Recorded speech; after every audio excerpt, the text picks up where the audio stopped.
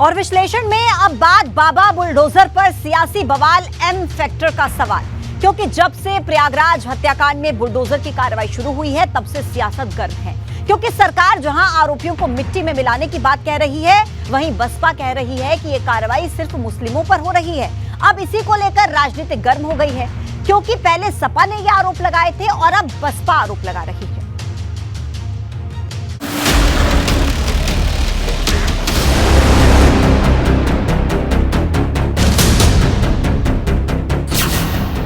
अतीक से मुख्तार तक पीले पंजे की मार, राजधानी में सियासत धुआंधार।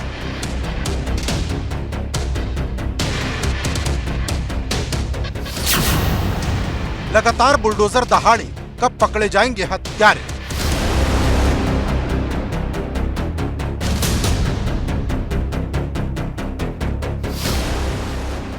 प्रयागराज हत्याकांड के बाद से सूबे की योगी सरकार ने माफिया को मिट्टी में मिलाने की मुहिम छेड़ दी है, क्योंकि एक तरफ अतीक अहमद के गुर्गों पर नॉन स्टॉप बुलडोजर चल रहा,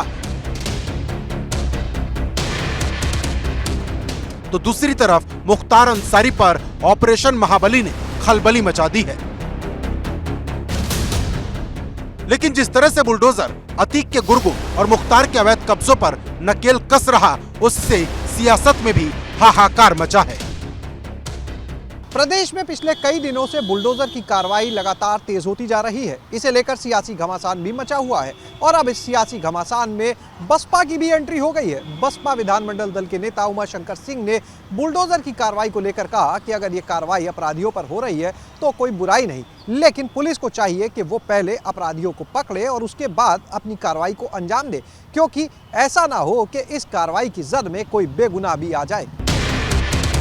लेकिन जिस तरह से बुलडोजर दहाड़ रहा है, उसने सूबे की राजनीति को गरमा दिया है, क्योंकि अब तक सिर्फ सपा ही मिट्टी में मिलाने की बात का विरोध कर रही थी और अब बसपा भी ये कहते हुए विरोध करने लगी है कि प्रयागराज हत्याकांड के आरोपियों को गिरफ्तार करना चाहिए, किसी निर्दोष का घर न उजाड़ा जाए।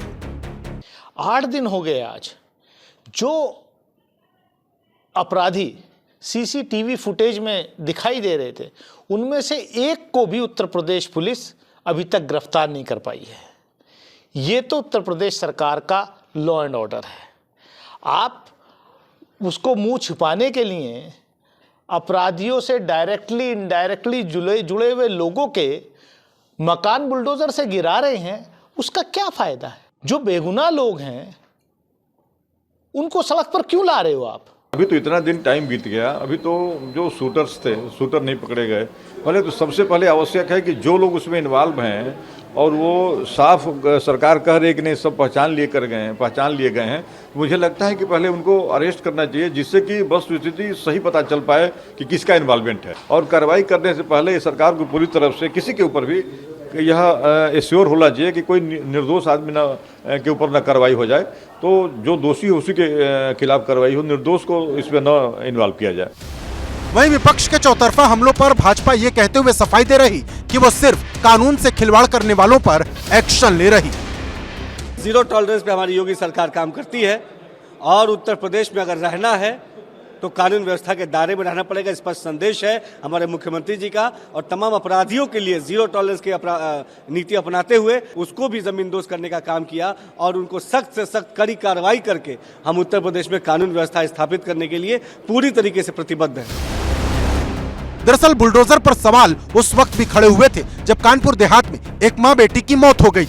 ये घटना इतनी गंभीर थी कि समूचा विपक्ष हमलावर हुआ था, जिसके बाद बुलडोजर पर थोड़े वक्त के लिए ब्रेक लग गया था। लेकिन प्रयागराज हत्याकांड के बाद बुलडोजर फिर से एक्शन में लौट आया है। प्रयागराज से मोहम्मद मोइन के साथ ब्यूरो रिपोर्ट, एबीपी गंगा।